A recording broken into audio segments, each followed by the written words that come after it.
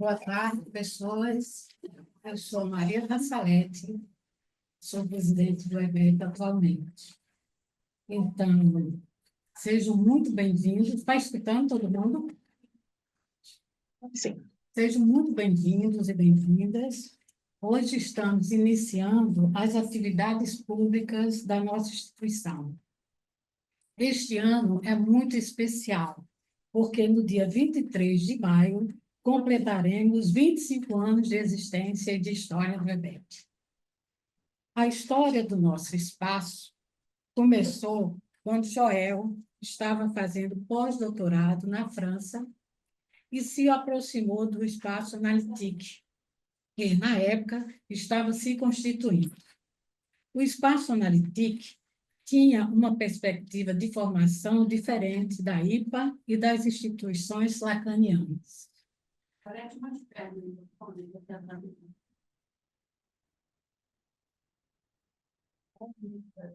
O que melhorou? O que o espaço Analytique estava propondo era uma rede de construção de um trabalho horizontal em que cada uma das unidades localizadas em diferentes países puderam desenvolver o seu trabalho e, ao mesmo tempo, estabelecer relações de troca com eles. Quando Joel propôs organizar o EBEP com Isabel Spasenkov, que também fazia parte do espaço Analytique, era no sentido de fazer parte dessa rede do espaço, mas onde, da mesma forma como não haveria uma verticalização em relação ao espaço Analytique francês, não haveria também uma verticalização no interior do EBEP brasileiro. Porém, no momento da fundação, Isabel sugeriu que ela e o Joel fossem os membros fundadores. Joel e o grupo inicial do EBEP não aceitaram, porque esta atitude introduziria uma verticalização. Devido a isto, a nossa instituição não tem membros fundadores. Palavras de Joel. Apesar de a proposição ter vindo da nossa parte, não nos colocamos como fundadores, mas sim como fundando junto com uma Assembleia Geral que a constituiu. Então, eu queria agora passar a palavra para Joel, que Joel vai fazer uma palestra sobre violência e poder na construção em psicanálise. E aqui na mesa está o nosso colega, o Éder, que vai nos ajudar no que for preciso. Esse daqui, esse microfone pode ser melhor. Não, esse aqui deve não. Deixa eu só apontar a câmera para você.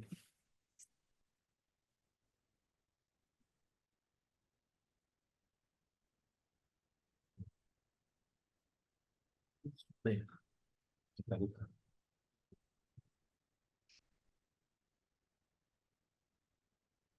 Bem, boa tarde a todos. Está boa a voz aí? O tom está bom ou está baixo? Está ótimo, né? Boa tarde a todos. É um grande prazer que eu estou aqui para participar dessa abertura das atividades do EBEP do ano de 2025. Né? Lembrar que a gente teve, final do ano passado, em dezembro, a primeira Congresso Internacional do Espaço Analytique, né, internacional, com a participação dos vários países que compõem essa rede, né, e que outros encontros que aconteceram em Paris, mas que outros encontros vão acontecer fora de Paris. O próximo congresso será fora de Paris. Né? E, ao mesmo tempo, lembrar nesse momento, né, o falecimento da nossa colega, querida colega Vilma Conte Silva, que morreu recentemente, né? E, de uma certa maneira, dedicar essa fala que eu vou fazer em memória dela, que era uma grande colega, uma pessoa importante aqui na história do espaço brasileiro de estudos psicanalíticos. Né?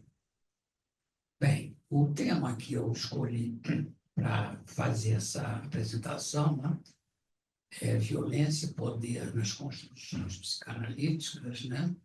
Ele remete, né, a um trabalho, né, que foi apresentado em 1970, publicado em 1970 pela psicanalista francesa Pierre Haulanier, né, que foi editado na edição, no número 3 da revista Topic. Era uma revista que ela dirigia, né, numa instituição francesa chamada Quatrième Groupe, né, o grupo quarto, né, de psicanálise, né?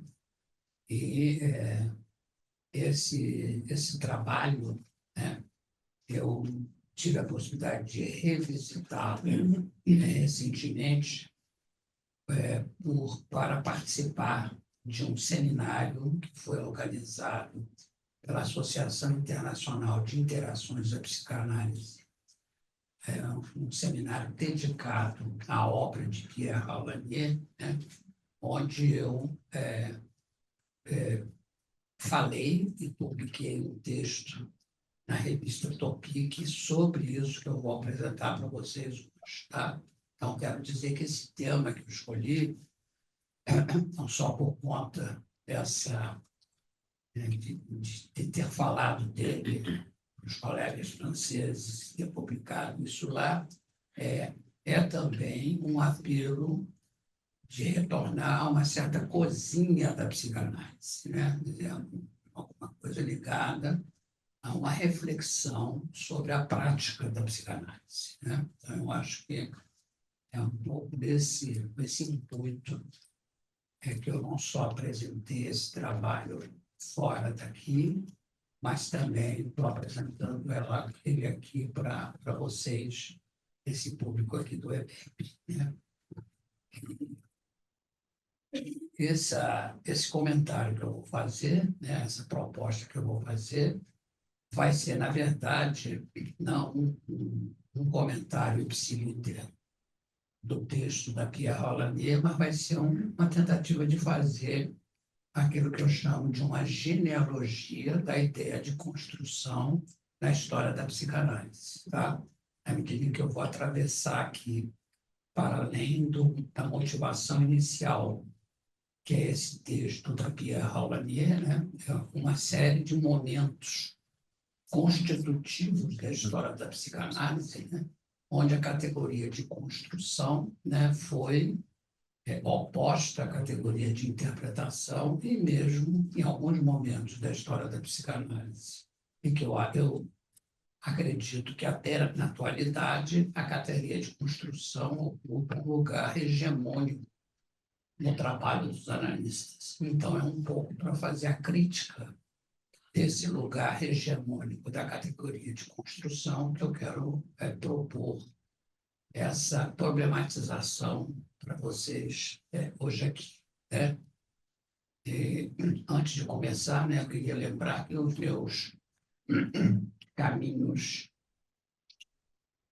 cruzaram 2 vezes com a Pierre Haulanier, um agora, né, nesse seminário de homenagem a ela, mas também em 1989, num Fórum Internacional de Psicanálise que foi realizado no Rio de Janeiro, onde eu debati com ela uma conferência que ela fez, intitulada O Sujeito e Suas Interpretações, né, que, em função da morte em seguida dela, foi publicado o meu comentário na revista Topic, em 1994. Tá? Então, eu acho que é um pouco a partir dessas duas referências, né? O sujeito e suas interpretações e a questão das construções em análise, que eu queria, então, propor um ensaio de uma genealogia da ideia de construção em psicanálise, né? E lembrar para vocês, né, que o conceito de genealogia ele foi um conceito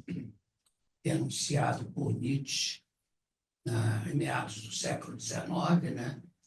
Uma obra intitulada Segundo as Considerações Intempestivas, né?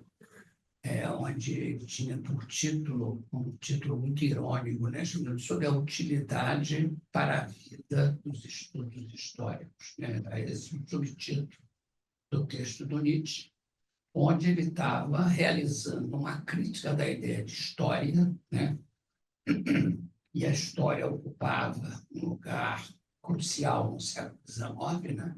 Ele era, usando aí a referência do Foucault, né, no século XIX, foi fundado na episteme da história e do tempo, né?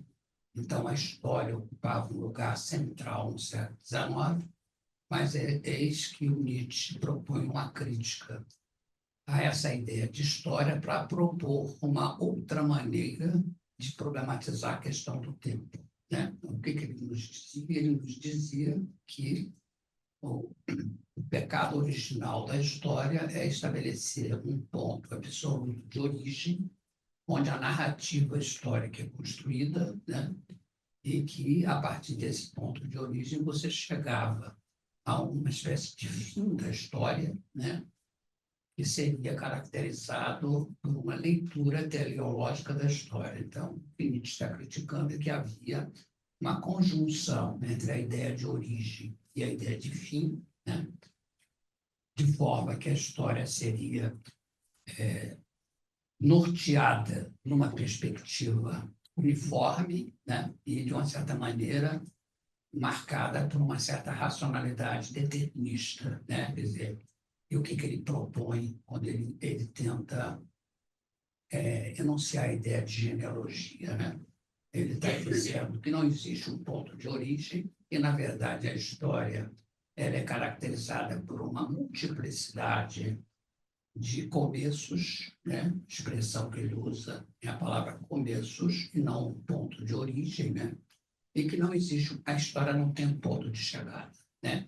Então, a genealogia ela se abre para aquilo que a gente poderia denominar do devir, do vir a ser, né? Do devir sem um ponto teológico de chegada. Então, é nessa perspectiva aqui, né, que foi retomada essa ideia de genealogia. Ela foi retomada em 68 por Michel Foucault, num texto intitulado Nietzsche, a genealogia e a história, onde ele problematiza o trabalho dele. Foucault é um trabalho de ordem propriamente genealógica e não um trabalho histórico, né? E é nessa perspectiva que ele vai desenvolver o que ele chamou de uma arqueologia do saber e uma genealogia do poder, né? Então, eu acho que essa que é a consequência desse novo tratamento da ideia de tempo, né? Numa perspectiva propriamente genealógica, né? Então, se a gente for retomar, né, o que está em questão, né, nessa genealogia crítica da ideia de construção e análise, né, me parece que a proposta original e originária da Pierre Rolanier é de enunciar, de uma certa maneira, que aquilo que marca o trabalho do analista, a prática do analista, é o que ela chama da prática propriamente da interpretação, né? Quer dizer, a interpretação seria aquilo que marcaria o trabalho analítico, né? E que essa ideia de interpretação, né, estaria ligado à própria ideia de inconsciente, de maneira que haveria uma conjunção entre a ideia de interpretação e a ideia do sujeito do inconsciente, né? Na medida em que o sujeito do inconsciente se articularia com a ideia do sujeito da interpretação. E essa ideia de um sujeito da interpretação, como alguns de vocês devem saber, ela foi anunciada pelo psicanalista Jean Laplanche nos anos 70, né, de uma maneira bastante pertinente, mostrando que a interpretação em análise supõe sempre uma multiplicidade de interpretações anteriores, de forma que não existe uma interpretação propriamente inicial, né, criticando a ideia de origem. É evidente que essa ideia de interpretação, né, ela vai supor, né, que a ideia, se o inconsciente, né, supõe a existência de uma letra, uma noção do que seja o sentido do inconsciente, para evocar uma fórmula do Lacan, né?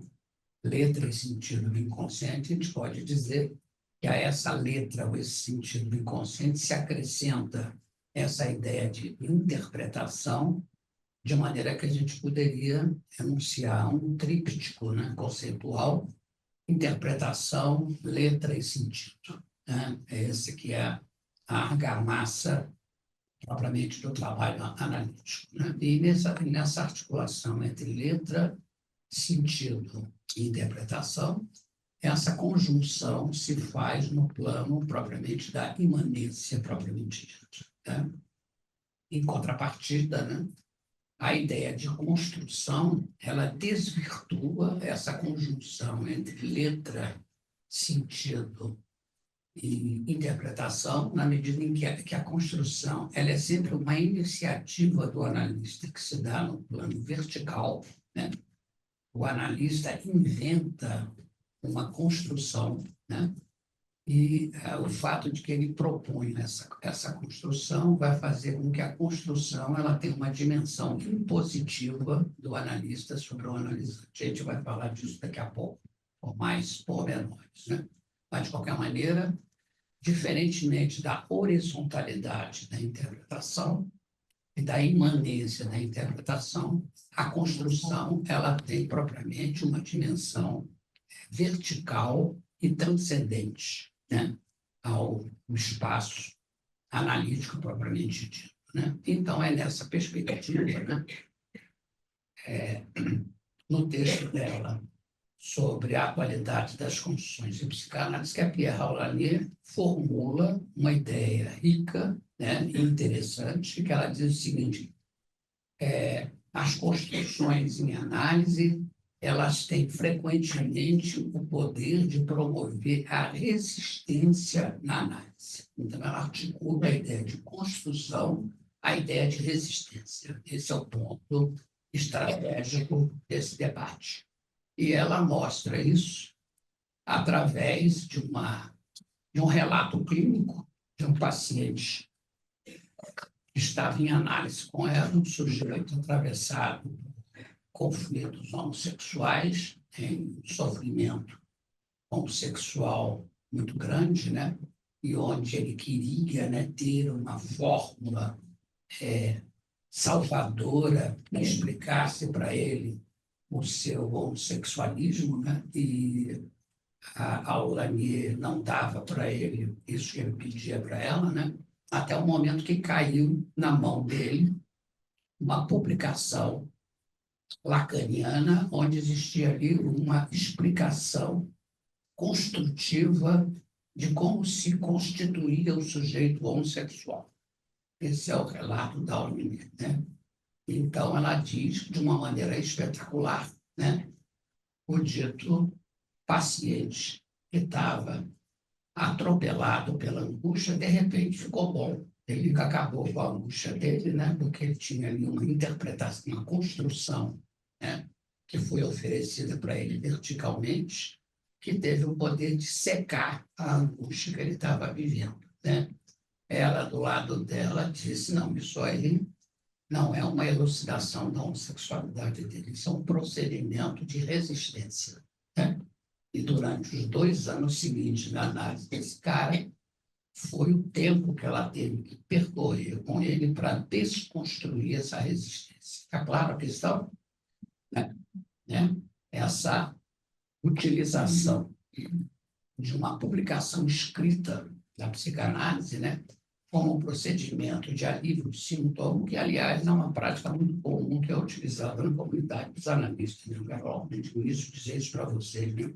As pessoas estão fartas de usar os escritos psicanalíticos nessa perspectiva desse paciente da Pierre Roulanier, né? Então, acho que o ponto enigmático dessa história é essa, né? Que é o que eu vou querer tentar problematizar com vocês a partir de agora, né? Então, dessa maneira, né, quer dizer, eu acho que é uma sustentação fundamental que a Pierre Roulanier faz de que a interpretação é um instrumento por excelência onde a experiência analítica se dá, né? Essa ideia da Pierre Lalanier, ela é baseada, evidentemente, no pensamento do Freud. O Freud, desde o início da construção da psicanálise, teve essa ideia de que a interpretação é fundadora da experiência analítica, né? Ele sistematiza isso pela primeira vez numa obra importante dele chamada Interpretação dos Sonhos, em 1900, mas muito antes de sistematizar isso na obra dele, Interpretação dos Sonhos, o Freud já fazia incursões anteriores sobre a interpretação e o trabalho psicanalítico, né? Quer dizer, então, um trabalho dele de 1895, intitulado Os Estudos sobre a Histeria, um capítulo especial desse livro, intitulado A Psicoterapia da Histeria, o Freud já falava da categoria de interpretação e já falava da categoria de interpretação ligada ao campo dos arquivos da memória, né? Ele falava dos arquivos da memória, dos traços da memória, né? Na medida em que ele dizia que o histérico sofre de reminiscências, né? Uma forma especial do Freud, né? E é através por essa formulação de que a interpretação aparece ali já no campo dos estudos sobre a histeria, né? O Freud coloca a questão da interpretação em oposição ao método utilizado na medicina clínica, que era o método anátomo-clínico baseado na ideia de lesão, na medida em que a histeria criava quebra-cabeças para o pensamento médico, né? Desestabilizava o pensamento médico na medida em que os histéricos não tinham nenhuma lesão cerebral, mas eles tinham uma nova maneira de serem marcados por traços psíquicos, né? Então, essa ideia, né, da interpretação se forja nesse contexto do Freud, em 1995, mas antes desse contexto do Freud, o Freud já falava da interpretação num texto dele de 1891, titulado Tratamento Psíquico, né? Vocês conhecem tratamento psíquico? Foi o primeiro texto técnico que o Freud escreveu, onde ele dizia que o tratamento psíquico, apesar do nome que ele está dando, tratamento psíquico, era, na verdade, um tratamento baseado no campo da linguagem, né? De forma que ele sugeria a ligação entre a ideia de linguagem, a ideia de interpretação, para fundamentar o tratamento psíquico. E foi nesse mesmo ano que ele publicou esse texto, 1891, que o Freud publicou um texto maior, bastante desconhecido da tradição psicanalítica posterior, que são os ensaios sobre as afasias, né? Os ensaios sobre as afasias é o primeiro trabalho metapsicológico do Freud, né? Onde ele começa a explorar a relação entre linguagem e aquilo que vai ser chamado posteriormente de inconsciente, né? De maneira que os estudos sobre a afasia é a leitura metapsicológica, a primeira leitura metapsicológica do psiquismo, do qual o texto do Freud sobre o tratamento psíquico vai ser a sua vertente clínica, propriamente dito, né? E é nesse texto da afasia que o Freud começa a introduzir um vocabulário novo sobre a linguagem e interpretação, tais como representação palavra e representação coisa, que vai nortear a metapsicologia posterior do Freud. Então, acho que tem esse primeiro aspecto constitutivo do campo da interpretação, né? Mas o Freud, quando vai retomar a sistematização da interpretação no livro dele sobre sonhos, né? Ele vai formular duas ideias interessantes, né? Que vão ter relação com isso. E a gente vai discutir posteriormente a posição e a ideia de construção. Ele vai dizer primeiro, né, que a psicanálise, ao retomar a questão da interpretação, ela está retomando uma leitura popular sobre os sonhos. na medida em que, desde a antiguidade, sempre se acreditou que os sonhos queriam dizer alguma coisa, em oposição à tradição médico-científica que dizia que os sonhos não queriam dizer nada, né? Então, Freud retoma a tradição popular contra a tradição médico-científica, primeiro, mas ele retoma também uma concepção de interpretação ligada ao que ele chama de deciframento. Quer dizer, interpretar em análise é decifrar o sentido de um determinado enunciado, de uma determinada enunciação, né? O que implica dizer que aquilo que se apresenta no sonho se apresenta como uma série de signos, né? E cada signo desse abre uma avenida de possibilidades de significação, né, variadas, né? E que, a rigor, o Freud vai trabalhar esses vários fragmentos do sonho numa perspectiva que ele vai chamar de associar livremente o que esses fragmentos lhe fazem pensar. Nesse sentido, Freud, apesar de retomar a ideia de deciframento da tradição greco-romana através de um intérprete do sonho chamado Artemidoro, né? Que é um autor que foi recentemente reavivado por Foucault, né? Pega muitos livros dos sonhos do Artemidoro, né? O Freud retoma a ideia do Artemidoro sobre os sonhos, né?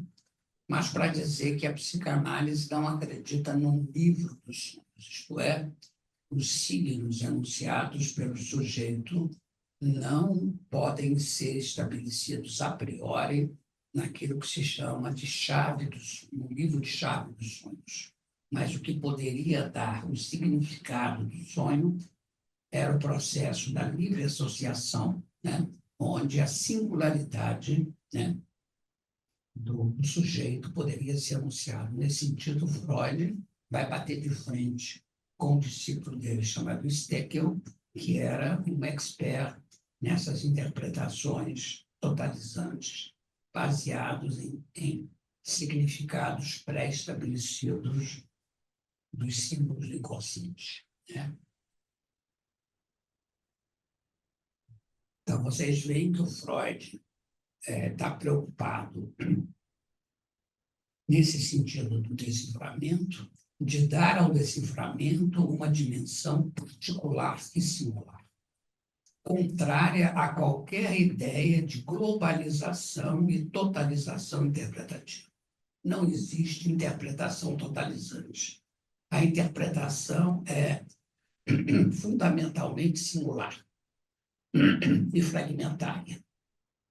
Então, o trabalho do psicanalista ele se dá do particular ao particular. É isso que se entende como sendo a ideia de análise. A análise é decompor a totalidade em fragmentos.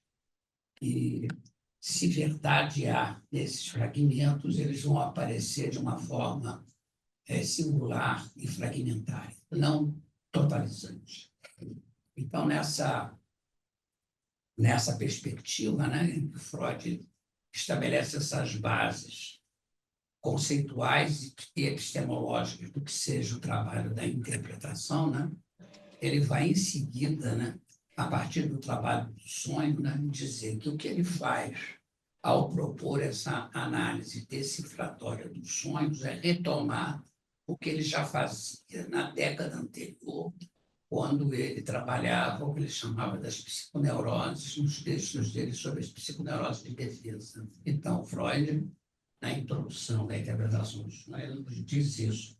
Eu estou retomando aqui aquilo que eu comecei a fazer nos anos 90, na psicopatologia das psiconeuroses de defesa, né? 1 e 2, e no estudo sobre a histeria, né? E, em seguida, o Freud vai retomar outras ideias, outras produções psíquicas que vão ser denominadas posteriormente pelo Lacan como formações do inconsciente, a saber, o ato falho, o lapso, o xiste e a transferência. Então, esse conjunto de formações psíquicas, elas são equivalentes, que quer dizer que eu posso dizer a mesma coisa sonhando, fazendo um xiste, fazendo um ato falho, ou fazendo uma formulação de humor, ou transferindo isso para o meu analista, na medida em que o que está presente nessas diferentes formações do inconsciente é a relação entre desejo e recalque. Essa construção epistemológica que o Freud faz exatamente nesse contexto, né? Isso aí constitui o campo da interpretação baseado, repito, na particularidade, na dimensão fragmentar, né, do trabalho do analista. Além do mais, o Freud faz uma articulação fundamental nessa ligação entre interpretação inconsciente e arquivo, de aproximar o trabalho do analista ao trabalho do historiador e ao trabalho do arqueólogo. A psicanálise, nesse sentido, ela seria uma arqueologia do sentido, como formulou muito bem um filósofo que leu bem a psicanálise, que é o Paul Ricoeur, onde ele tem uma formulação sobre a psicanálise como uma arqueologia do sentido, né?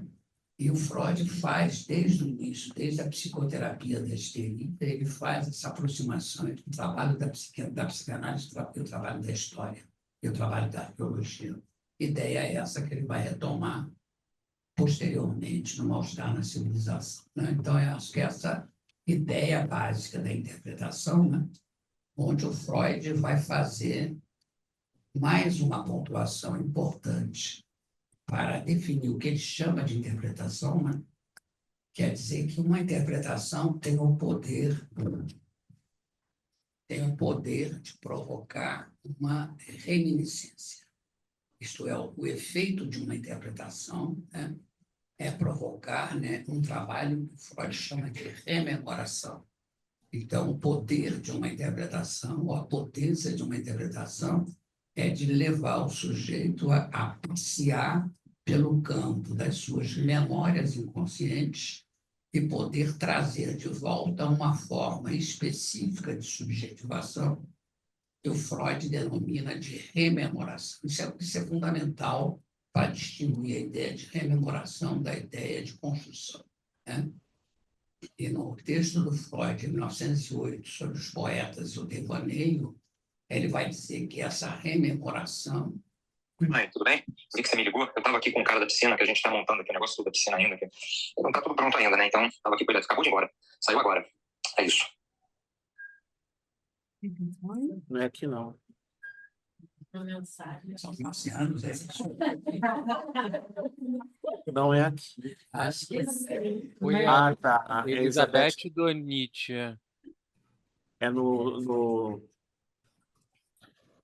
É Beth, é o seu... Obrigado.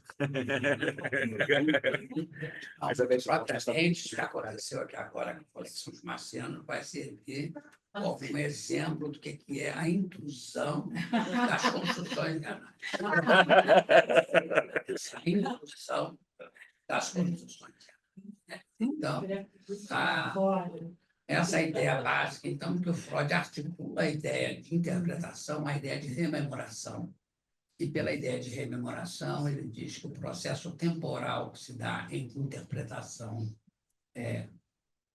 sentido e inconsciente, né, letra e sentido, é um trabalho que se dá na tessitura do sonho, né, entre o passado, o presente e o futuro, né, ou de qualquer outra formação do inconsciente, como Freud anuncia no texto dele, Os Poetas e os Devaneios, né? Então, faça esse bloco. Eu tentei apresentar de uma maneira esquemática para vocês sobre a ideia de interpretação, né? É que o Freud, muito tardiamente, apresenta o que ele chama de construções em análise. É um texto que Freud escreve em 1935, 37, né? Muito tardiamente, sobre o que é a construção em análise, né? o que o Freud formula inicialmente, a ideia de construção e análise, né? Depois a gente vai dizer por que eu acho que ele escreveu esse texto tardiamente, né? Mas ele retoma esse texto para caracterizar que a ideia de construção e análise, né, diferentemente do trabalho da interpretação, uma coisa que o analista tenta fazer quando a análise dos pacientes se dá de uma forma muito avançada, né? Quer dizer, fazer construção, início de análise, é um crime contra a psique humana, diria o Freud. As construções só podem ser feitas no final de análise, quando o trabalho interpretativo já ter sido percorrido de múltiplas maneiras, né? E as construções, tal como Freud a formula, elas viriam para tentar suturar certos lapsos de memória que não foram rememorados. Então, Freud coloca, portanto, as construções, primeiro, como uma iniciativa do analista, diferente da interpretação e do trabalho associativo do analisante. E quem faz esse trabalho é o analisante, não é o analista, né? E segundo, né, se as interpretações e as associações atravessam o trabalho psicanalítico, né, as construções só deveriam aparecer no final da análise, né? Mas aparecer sempre de uma forma verticalizada, né? E como uma iniciativa propriamente do analista, né? Então, todas essas ponderações do Freud, né, elas entram num contexto, e aí o que eu acho importante que a gente se situe genealogicamente, né, de que na história do movimento psicanalítico internacional, no final dos anos 20 e nos anos 30, com o desenvolvimento das hipóteses ligadas à escola inglesa com a Melanie Klein, começaram a ser descritas momentos muito precoces da construção do psiquismo, né? Tanto pelo que a Melanie Klein chamava da posição esquizoparanoide, ou a posição depressiva, ou que está em jogo. São descrições psíquicas muito precoces. A Melanie Klein, inclusive, propõe a ideia de um édipo precoce, originário, né, que se dá lá na relação bebê, da mãe e da figura parental combinada, como ela dizia, né, um édipo muito precoce. Né?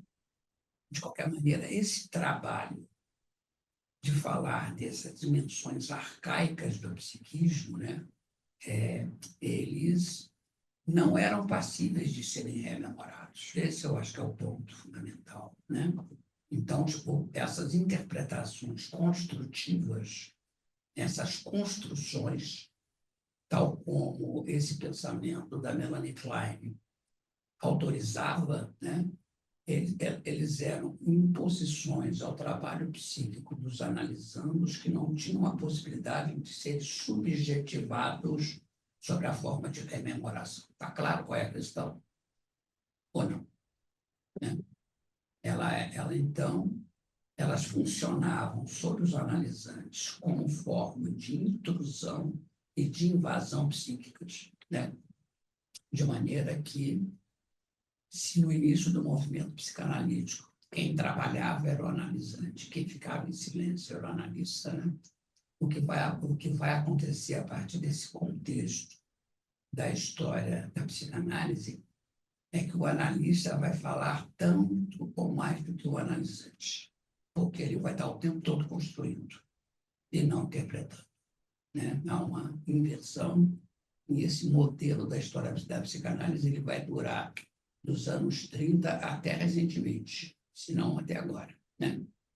De maneira que a hipótese que eu faço é que esse artigo do Freud sobre construções e análises que ele escreveu em 1937 é já uma resposta a essa inflação da construção que se dava no plano do movimento psicanalítico internacional. Está claro a minha hipótese? Não precisa concordar comigo, não. Só que está claro o que eu estou querendo dizer, né?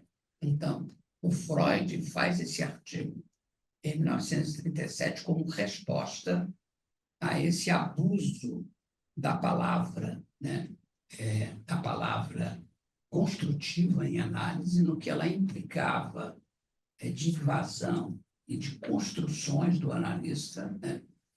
E, ao mesmo tempo, é bom que se diga do efeito traumatizante que essas construções tinham pela invasividade dela sobre a interioridade dos analisantes, né? Então, há todo um trabalho que se começa a se colocar aí, né? E que se começa a trazer de volta um temor que o Freud acreditava que tinha exorcizado da psicanálise no começo do século XX, né? Quando Freud debatia para dizer que a psicanálise era um tratamento baseado na influência, na sugestão do analista sobre o analisante, mas que a maneira pela qual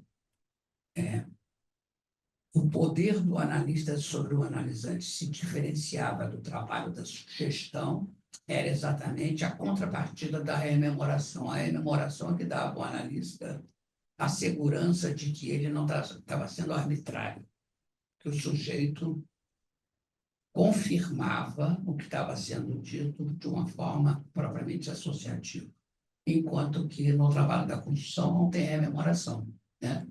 Então, o trabalho é um trabalho em que a palavra do analista, baseada na construção, ela se torna cada vez mais próxima de uma prática propriamente sugestiva do analista, e de um trabalho invasivo sobre o analisante. É nesse contexto, inclusive, né, que começa a imperar no movimento psicanalítico uma ideologia que estava presente entre nós até recentemente, que dizia o seguinte: se você não concordar com a construção que eu te faço, é que você está resistindo à psicanálise, né?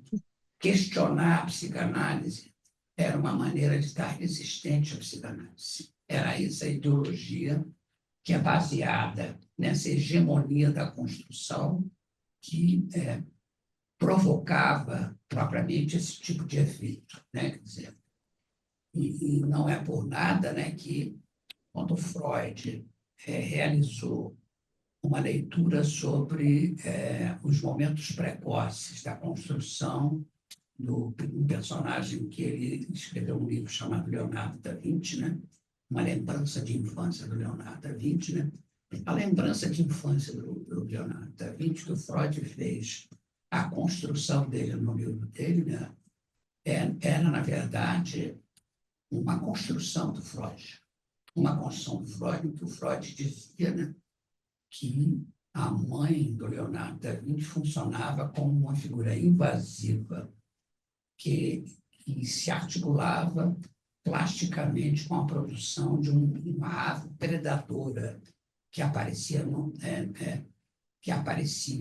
em algumas marcas das telas desenhadas ou pintadas pelo Da Vinci, né? Então, Freud, os que se lembram desse livro, da lembrança de infância, Leonardo da Vinci, onde o Freud tem umas pranchas coloridas sobre as telas do Leonardo, onde o Freud tenta mostrar ali, né, as marcas dessa ave predadora associada a essa mãe dominadora e fálica do Leonardo da Vinci, né? E os psicanalistas, a partir daí, né, isso aqui é interessante, a nossa discussão sobre construção, né? Os psicanalistas, a partir daí, iam lá para o Metropolitan Museum de Nova York e olhavam para as telas do Leonardo e alucinavam o que estavam ali, o que o Freud descrevia vendo as telas. Eles viam o que o Freud dizia. Até que apareceu um crítico de arte americano que foi lá revisitar essas telas e disse assim: onde é que tem ave aqui? Não tem ave nenhuma. Isso é uma invenção do Freud. O Freud inventou uma ave predadora, mas o mais grave disso não é o Freud ter inventado a ave predadora. Foi o fato de que várias gerações de psicanalistas alucinaram e deliraram em cima da visão do Freud.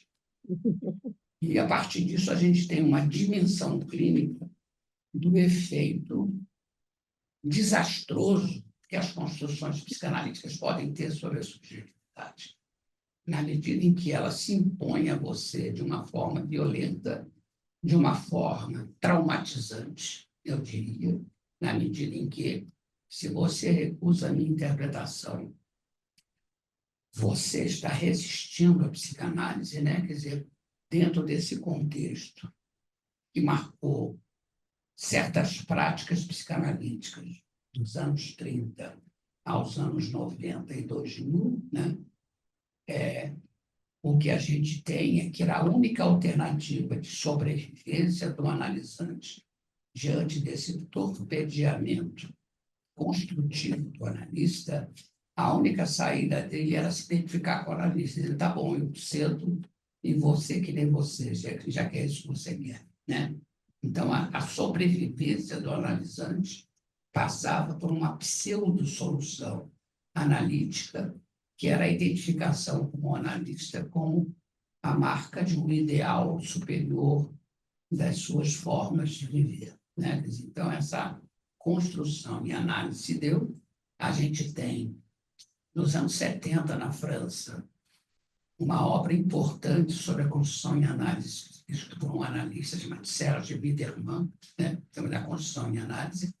E a construção e análise, na verdade, é uma sistematização disso tudo que eu falei aqui para vocês, sobre as construções e análise, que foi feita desde os anos 30, a partir da escola inglesa, e que foi a sistematização dessa concepção feita no campo da comunidade psicanalítica francesa. E eu diria, e esse é outro aspecto da minha interpretação dessa história, é que o texto da Pierre Aulanier é uma crítica ao livro do Widerman, primeiro, é uma crítica a essa tradição que vem desde a escola inglesa, que dá uma pregnância absoluta à ideia de construção e análise, sem a possibilidade de uma subjetivação comprobatória de que aquilo que eu disse faz sentido efetivamente para mim, né? Então, a rigor, né,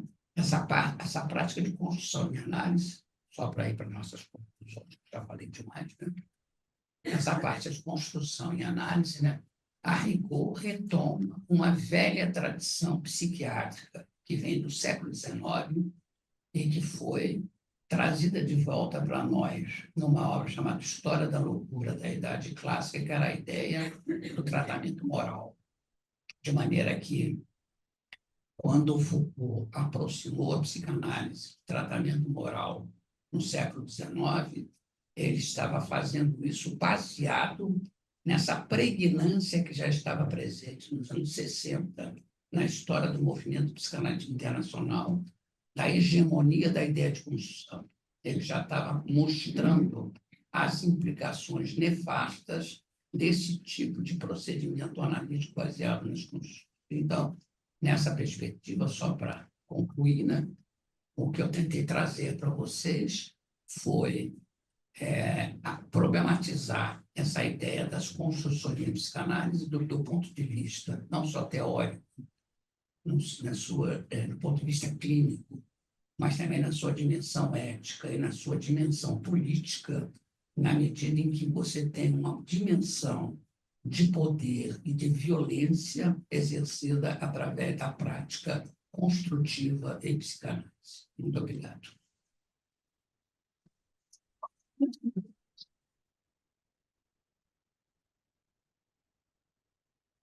Obrigado, Joel, pela palestra sempre brilhante. Eu só gostaria de alertar os colegas que estão online para, quando quiserem trazer alguma pergunta, alguma questão, abrir o microfone, mas não antes, porque soa ruídos aqui, tá bom? Daqui a pouquinho a gente conversa. Então, eu gostaria de passar diretamente, né, para as questões e elaborações que vocês possam fazer. Só que, como a gente precisa que eles também ouçam, a gente precisa que um dos microfones rode a sala, tá? Vamos ver se a gente tem mais um. Exatamente, pode ser. Estamos arranjando um terceiro microfone aqui, tá bom? Enquanto isso... Você pode usar o mesmo. Eu vou lá, Tá. começar, eu vou ver se tem. Tá, ok. Bom, enquanto a gente consegue ajustar essa questão técnica, eu queria trazer para o Joel o seguinte. Essa oposição entre construção, aquela onde pode se estabelecer uma relação de poder verticalizado e uma questão, e logicamente, uma violência traumatizante sobre o paciente, e a interpretação, que seria essa abertura ao sentido, essa inexistência de uma espécie de conclusões a priori que se estabelece, de alguma maneira, isso, você no final acabou dizendo, né, que isso tem uma questão ética, é uma questão analítica, clínica, ética e política. Em que sentido hoje a autocrítica, vamos dizer assim, psicanalítica, ou das instituições em relação a certas, vamos dizer assim, uma postura imune ao político, em que sentido a gente pode complexificar essa relação, já que a psicanálise também, de alguma forma, foi uma construção epistemológica conservadora durante algum tempo, ou seja, de que maneira essa oposição entre construção e interpretação pode ser enriquecida com esse momento tão crítico, crítico no sentido positivo, de autocrítica mesmo, que a psicanálise vem vivendo. Assim. Eu acho que em relação a isso, eu acho que é importante destacar do ponto de vista histórico, né? É que, de uma certa maneira, eu acho que a história do movimento psicanalítico ele se perfilou durante 60, 70, 80 anos no interior das instituições de psicanálise. Né? Quer dizer, então, as instituições de psicanálise, de uma certa maneira, talvez a palavra seja um pouco forte, mas, enfim, é a palavra que me vem agora, elas sequestraram a psicanálise. E sequestrar a psicanálise quer dizer, elas eram donas de poder dizer o que os textos psicanalísticos queriam dizer ou deixar de dizer. Né? Elas tinham poder da produção de sentido, de leitura dos textos psicanalísticos. Né? E qualquer crítica que se fizesse, né, as interpretações canônicas que se tinham sobre a psicanálise e que não eram aceitas por alguém, né? Da mesma forma como se passava no plano das análises, isso se dava também no plano coletivo, né? De forma que quem criticasse alguma formulação psicanalítica era considerado como evidenciando uma resistência à psicanálise, né? E me parece, por exemplo, que o que houve de salutar na ida da psicanálise para a universidade é que, indo para a universidade, a psicanálise foi obrigada a conviver com uma multiplicidade de saberes e de discursos outros, né? E ter que responder a essas interpelações num plano teórico, epistemológico e metodológico. Você vai para a universidade para dizer, se você não aceita o que eu disse, então você está resistindo à psicanálise. Ninguém aceitar uma bobagem dessa. Né? Então, eu acho que o que houve de saudável na ida da psicanálise para a universidade é que a psicanálise foi obrigada a discutir os seus conceitos, os seus enunciados e mesmo as suas práticas com uma comunidade acadêmica maior, né? E que isso teve o poder de dar um certo limite à onipotência das instituições psicanalíticas. Ou, se vocês quiserem, né, essa inserção da psicanálise no campo das instituições psicanalíticas, ou, mais recentemente,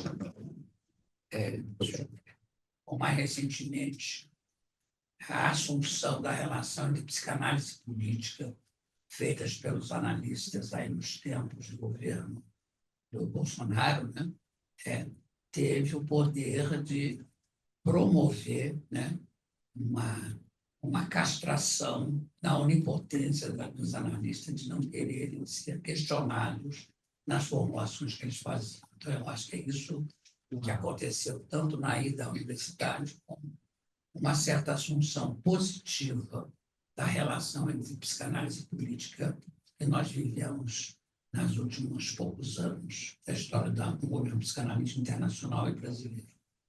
Obrigado, Joel. Temos já pergunta aqui. Meu nome é Camila, obrigada Camila. pela fala.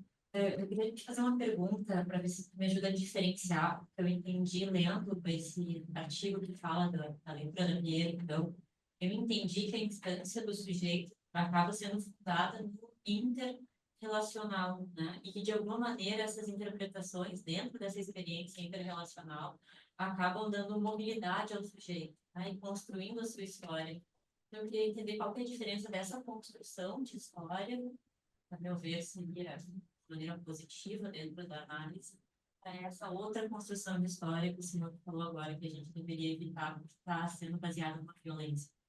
Eu acho que essa construção, que a psicanálise seja baseada, pretende formular o sujeito possa reconstruir a sua história, né, no sentido mais amplo, né? Essa reconstrução ela se dá em bases interpretativas. A palavra construção aí, ela não tem sentido técnico que eu procurei dar agora, né?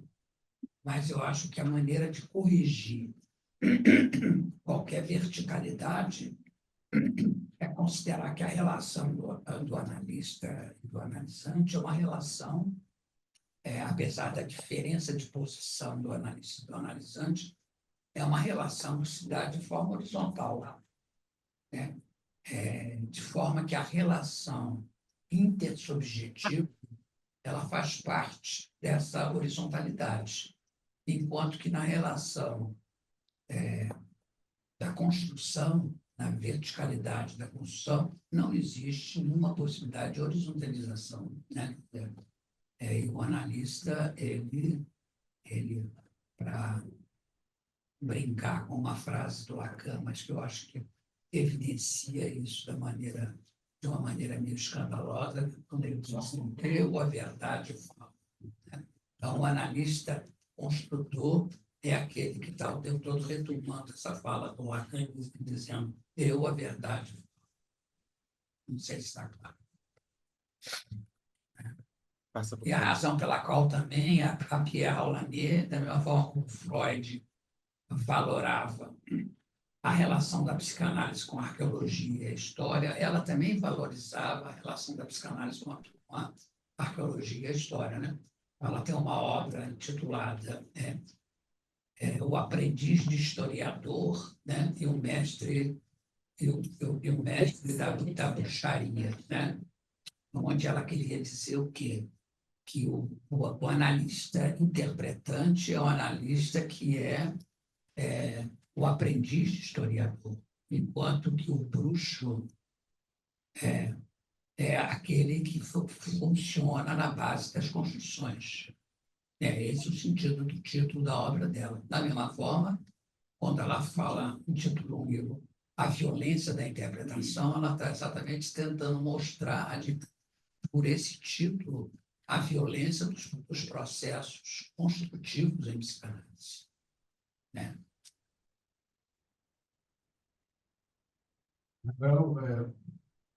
Bom, obrigado pelo painel que você pintou com palavras. Eu pensei no seguinte, se a gente não poderia articular a interpretação e a construção com o texto do Freud, Ensaios sobre as Afasias, onde ele fala da representação-palavra e da ligação que a representação-palavra tem com a representação-coisa. A articulação seria no seguinte sentido: a interpretação, né, enquanto ela traz, né, consigo a rememoração, ela possibilitaria justamente essa ligação da representação-palavra com a representação-coisa. Aí teria um efeito propriamente inconsciente, terapêutico no sujeito, enquanto que a construção, por ser vertical, por vir do analista, né, eu tenho a impressão que ela não produziria essa articulação da representação palavra com a representação coisa do sujeito. Então, acho que a gente poderia pensar por aí, não me parece? O nome, por favor, só para... Eu acho O que é uma nome. palavra, essa não A pergunta foi do articulação. Paulo, ok? Essa não articulação da representação palavra, representação coisa, provoca uma palavra que tem um tom imperativo do analista, né? É por isso mesmo que essa palavra ele tem uma dimensão que eu chamei aqui de traumática. Ela tem uma dimensão traumatizante, né? Nesse contexto histórico, os analistas iam muito frequentemente para sessões de análise com temor do que o analista poderia dizer que fosse traumatizá-lo.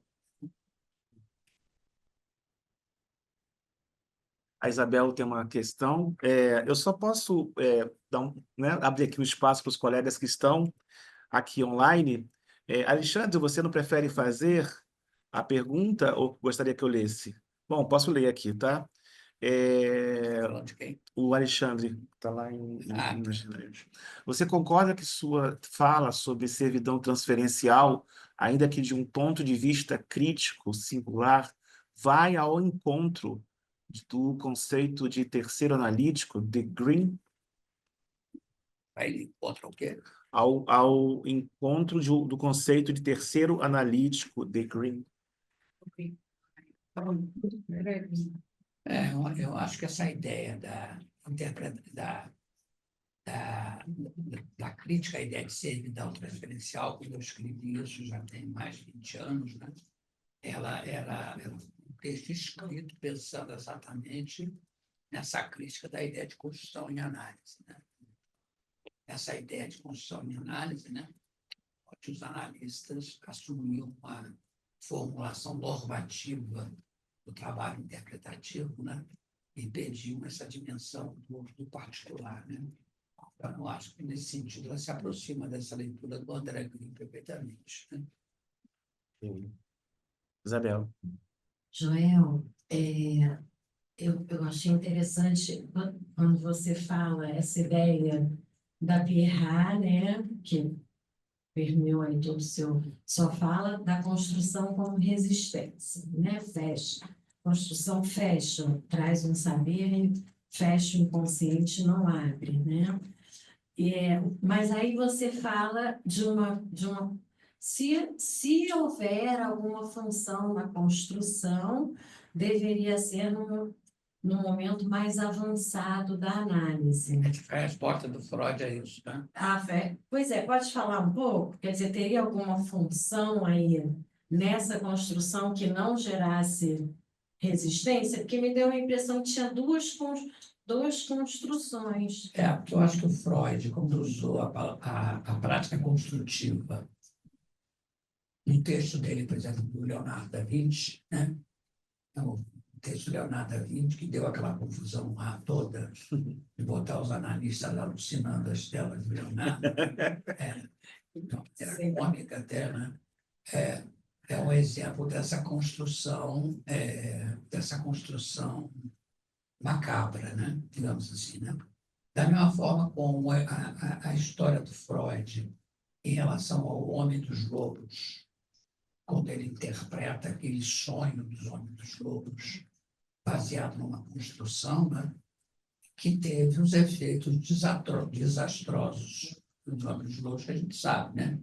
O Homem dos Lobos psicotizou esse tipo de construção do Freud, né? Digamos de passagem, né? Então, esse tipo de construção, né? Ela tem um sabor, vamos reativar aqui um significante do Freud, ela tem uma dimensão da psicanálise selvagem, baseado numa teorização psicanalítica, na medida em que as interpretações promovidas pela Melanie Klein a respeito das posições de esquizoparanoides e depressivas eram feitas a partir de uma construção teórica, né? Então, essas construções ela tem uma dimensão de ser uma interpretação selvagem, onde não tem uma contrapartida rememorativa. Por isso mesmo é que, quando Freud faz a proposição dele da construções e análise, que nós estamos aí na 36, 37, o Freud está quase morrendo, né? Então, ele escreveu isso muito tardiamente. Na minha hipótese, o Freud já está respondendo a essa inflação da construção que se passava naquele contexto do movimento psicanalítico internacional, vindo sobretudo da Inglaterra. Essa é a minha interpretação. E aí o Freud tenta ponderar uma utilização das construções, dizer assim, construção não se faz no início da análise, mas apenas no final. E faz, segundo Freud, e a gente pode questionar a colocação do Freud. Freud diz assim, a gente faz para preencher os vazios da memória que ainda existem nos pacientes. Então, Freud achava importante, voltando à ideia da reconstrução da história pela análise, que os pacientes pudessem ter uma cartografia da sua história mais ou menos presente, né? Mas, então, era nesse sentido que ele propunha a ideia de construção nos momentos finais da análise, mas se baseando em 2 critérios fundamentais. O primeiro critério é tudo que já tinha sido reconstruído pela transferência na análise. Segundo, aquilo que se apresentou durante a análise sobre a forma de compulsão, sobre a forma de repetição, né? Para poder acomodar a sua ideia construtiva. Mas, evidentemente, que a gente pode colocar em questão, né? Qual é a utilidade, da minha forma como o Nietzsche se perguntou, qual é a utilidade para a vida da história, né? A gente se pergunta qual é a utilidade de ter uma carta completa da sua memória e questionar o Freud. Mas, de qualquer maneira, ele teve a posição interessante de dizer, olha, se é para construir, vai construir no final da análise, senão vai provocar uma maré de traumatismo por aí. A Paula tem uma questão. Por onde ela vai passar, meu Deus? Não há passagem. Obrigada, boa tarde. Paula, Ana. obrigada pela fala. Falando em construção e análise versus elasticidade da técnica, porque eu trabalho no ambulatório, né? Então, a gente, às vezes, tem pouca chance com os pacientes. A própria Klein, né, ela fazia aquelas interpretações selvagens, etc., com as crianças, no caso de, não sei se é um caso que deu certo, né? Então, a pergunta é essa, quer dizer, eventualmente a gente não tem tempo para construir análise em momento certo, quando a gente trabalha em psicanálise em extensão. Mas, por outro lado, são tantos os recursos que a gente tem na psicanálise para fazer isso, como é que fica, por favor? Obrigada. Eu acho que se quer fazer psicanálise de extensão, faz psicanálise de direito, né? Faz com interpretação, né? E com formas de subjetivação, né? Eu acho que essa é a maneira de proceder, no meu modo de entender. Se for para usar esses modelos teóricos construtivos de psicanálise, a psicanálise vai virar uma ideologia baseada nessa relação de violência e poder que eu tentei problematizar aqui nessa conferência, entende? Né?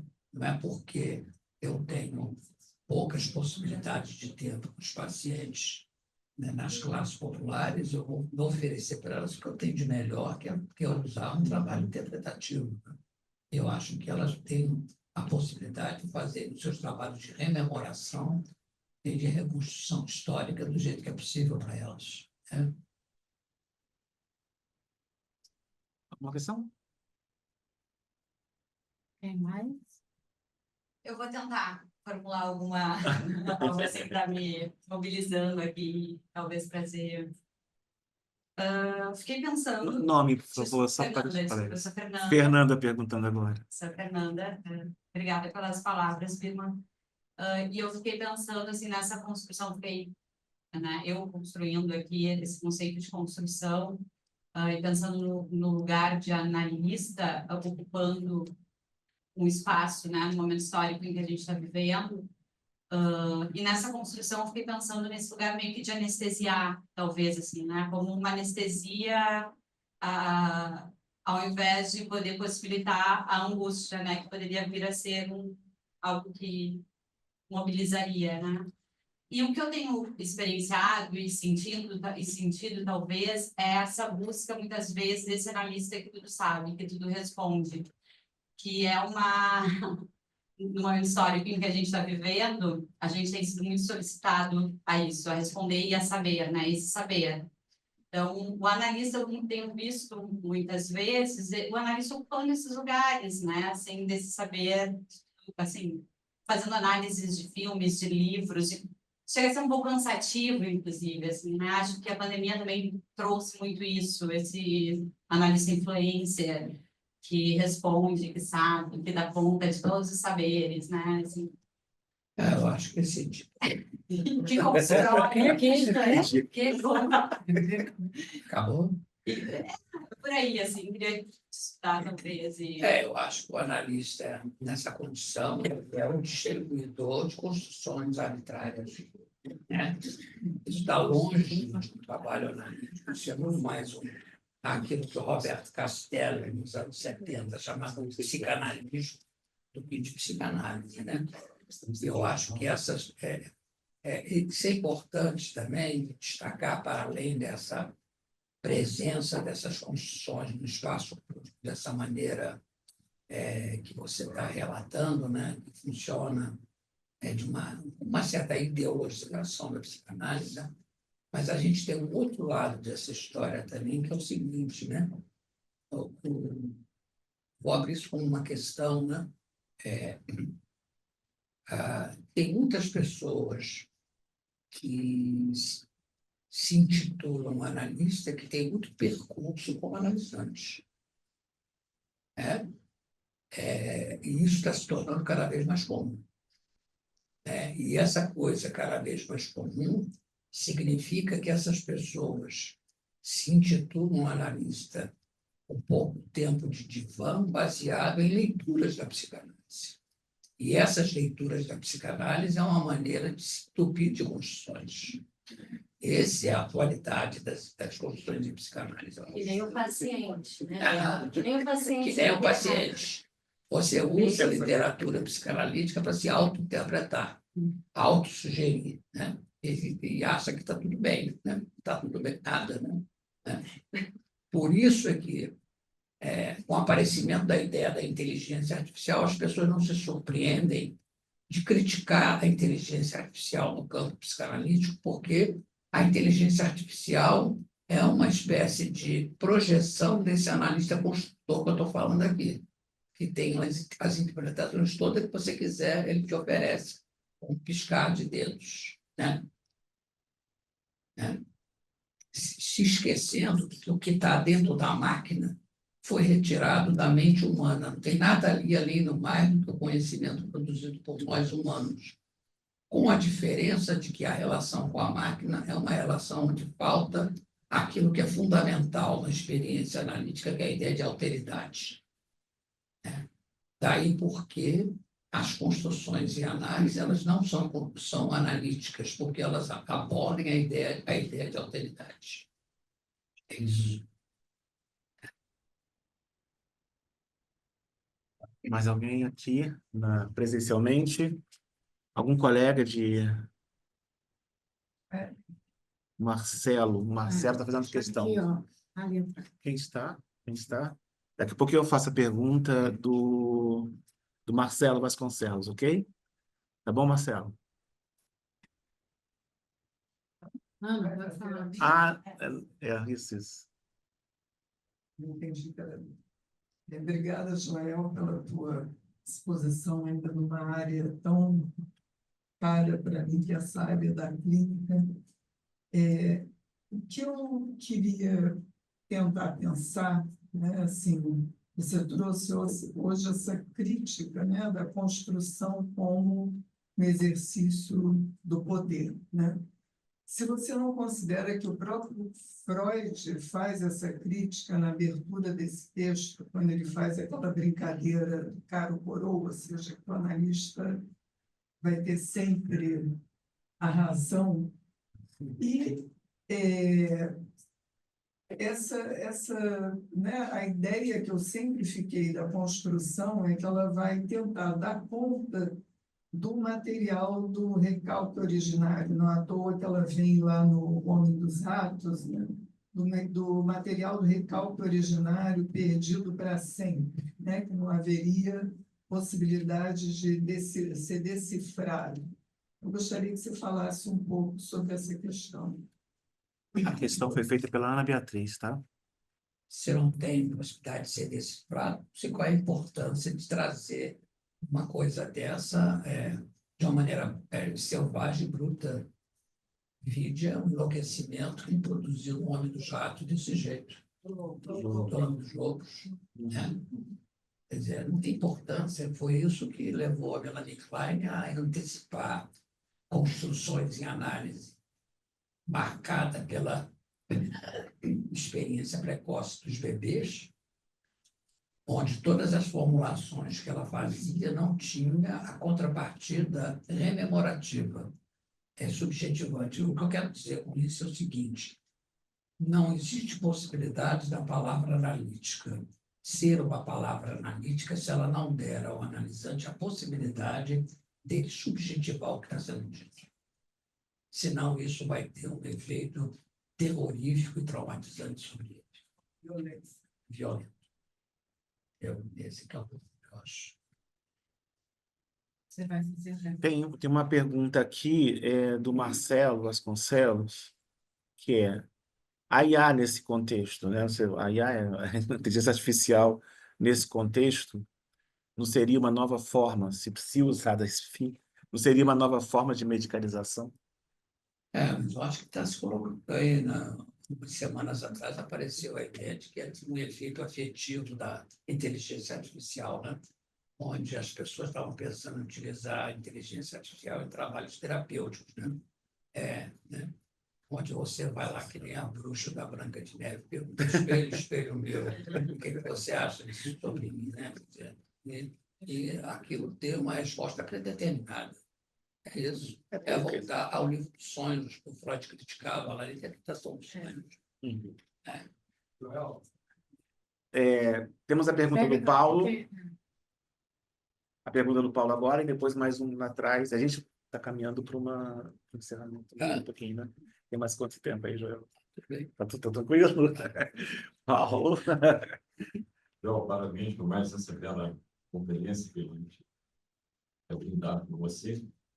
E eu tenho uma questão que me ocorreu, a seguinte: no país onde a psicologia do ego é mais preponderante, Estados Unidos, onde há mais violenta essas questões todas que você trouxe, da interpretação e tudo, é onde a gente vê a maior violência atualmente, durante o tráfico. Então, eu queria que você pudesse fazer alguma correlação entre a política e a prática psicológica. É claro, seu país sempre vai se basear nesse ponto, né, que você está fazendo. Foi à toa. Falei que a única possibilidade de você sobreviver psiquicamente a uma prática psicanalítica centrada na construção, pelo efeito terrorífico, traumático que a construção tem, é poder você se identificar com o analista, né? E essa identificação com o analista faz com que esse trabalho analítico não só representa um fechamento em direção ao inconsciente, mas representa, ao mesmo tempo, né, uma espécie de inflação do eu, né? Inflação egóica. Né? Não é à toa que o Lacan começou o percurso dele criticando a psicologia do eu, que é exatamente essa centralidade do eu no trabalho psicanalítico. Eu acho que isso está ligado à expansão dessa ideia das construções. Né? Então, nesse sentido, né, esse individualismo egóico que se desenvolveu nos Estados Unidos tem como contrapartida, né, quer dizer, uma dimensão de violência nas relações interpessoais, relações entre segmentos sociais, classes sociais, né, que ganham, né, poderes absurdos. Né? Por exemplo, a crítica suspendeu o financiamento da Universidade de Colômbia, né? e que impôs as condições de vigilância do campus universitário e de vigilância dos estudos do Oriente Médio para que eles não critiquem a forma pela qual Israel faz o genocídio dos palestinos. É isso que ele fez e que a Universidade de Colômbia, a direção aceitou isso de uma maneira horripilante. É isso. Né? Temos uma pergunta. Não, mas precisamos do microfone aqui para transmitir para os colegas que estão online. Bom, é um prazer encontrá-lo. Está dando para ouvir? Bem. Será que, assim, né, Nome? a base... meu nome é Gustavo. Gustavo perguntando para a gente. Dessas construções selvagens, não teria um certo imperativo categórico do nome do pai, pensando a partir do Deleuze, quando ele desconstrói essa imagem dogmática do pensamento e as representações que ficam contidas nessa estrutura? A gente pode associar que esse tipo de discurso construtivo, né, ele representa um imperativo patriarcal, né, violento, né, que marcou, de uma certa maneira, durante muito tempo, a história da psicanálise, né? E o próprio lugar, você está chamando aí do nome do pai, né? A gente pode perfeitamente pensar nisso. Mas e aí? Ainda é preciso colocar em questão a ideia de construção, né? E de trazer de volta aquilo que marca a experiência do sujeito, que é a questão da angústia, né? Dele poder e não fazer, que nem fez lá o paciente da Olanier, que foi buscar uma explicação num livro para apaziguar o seu mal-estar, ao invés de analisar o seu mal-estar. É isso.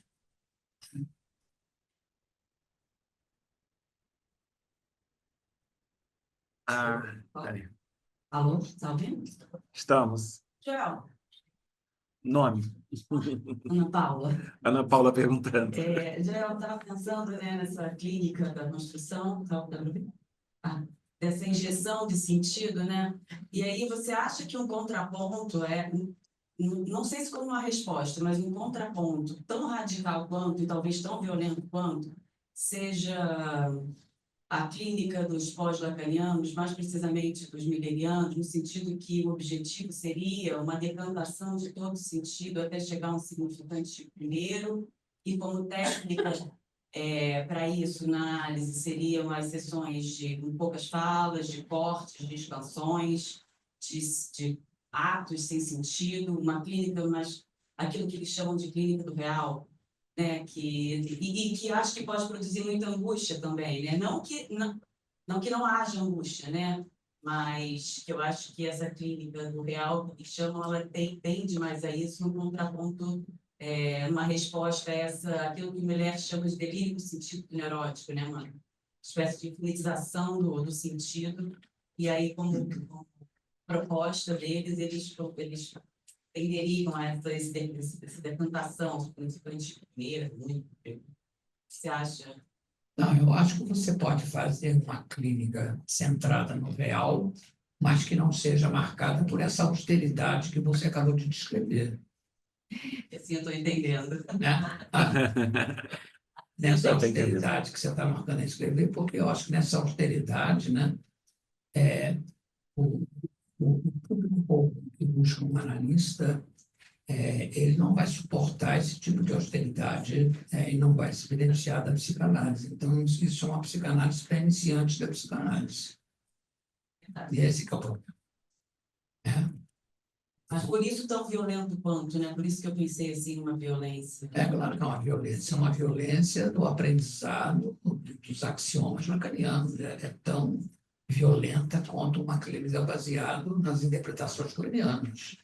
Aliás, não é por acaso que o pensamento do Lacan tem algumas similaridades com o pensamento da Melanie Klein, mas historicamente falando, né?